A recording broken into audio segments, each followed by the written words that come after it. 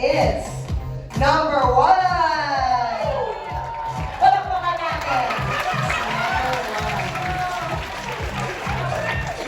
Our next finalist for Miss Resignation 2024 is number 8.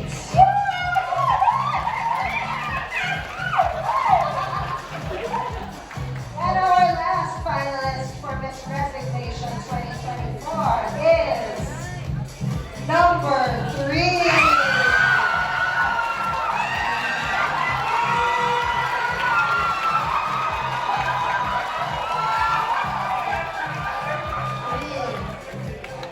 This is Mr. Resignation, Mr. Pretty Boy Resignation 2024. At nandito na po ang mga finalists para magpakilala sa inyong lahat. Let's begin with contestant number 1. Magandang hapon mga kaibigan. Ako po ay si Henry Romualdez. You may call me HR. Thank you very much, HR. Contestant number 8. Ako, si Greg Montalban Noctina, you call me 3 months notice. Thank you, 3 months notice. Contestant number 3. Magandang hapon sa inyong lahat. Ako po si Tenten Desiderio, but my friends call me Tender. Thank you very much, Ender. Ngayon, magsasagot na po sila ng mga tanong. And our first judge is with our correspondent, Angelica. Angelica, what is the name of our judge number 1? Hi, Aaron. Ang first judge natin ay found out nang nag-resign ngayong 2024. And her name is Amanda Ira. Amanda Ira, pagpalakpakan natin si Judge Amanda Ira. The question is, Please give a valid reason as to why you should resign now.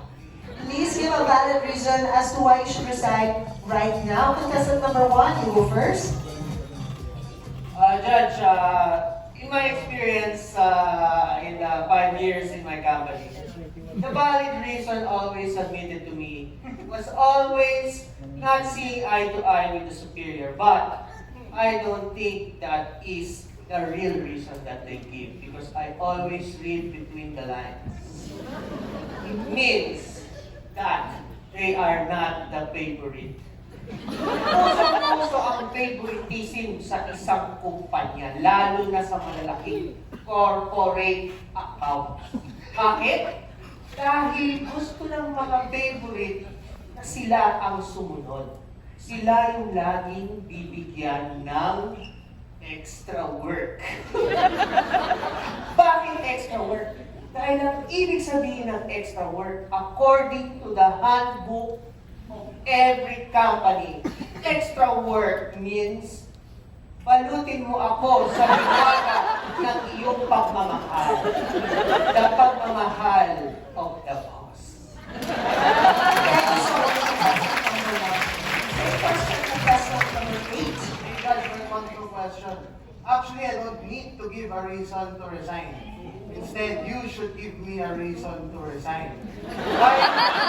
When you call me 3-month notice, it is my 4th job this year from 4 different companies. Very simple. I always undergo forced resignation because I am the office kupal. I always come into work late.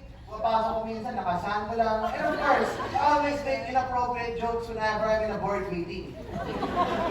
That's why you should give me a reason to resign. And when I go to my next company, of course, I will say this to my HR. Sir, I'll never get over you.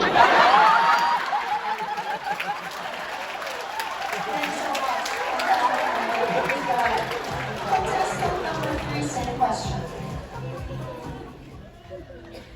I would like to add on to HR's answer about the favorites in the office. You know what? We will never know if we are the favorite until we resign. Are we familiar with Schrodinger's cat? Yes? Yes? So for those who are unfamiliar, it is a thought exercise wherein there is a cat in a box with poison. Now, this box is sealed so we cannot see what is inside. And we are not sure if that cat is dead or alive. And there is a liminal state wherein the cat is both alive and dead, or maybe neither at all. So how is this related to my answer? We as employees are Schrodinger's cats of our bosses. And until we file our resignation, we will never know if we are in the liminal state of favorite or not favorite. So finally, when we hand in that resignation letter, or in parallel world, we open the box. We will see there inside the box, and then your boss will tell you, "Ito ako, basang-basa."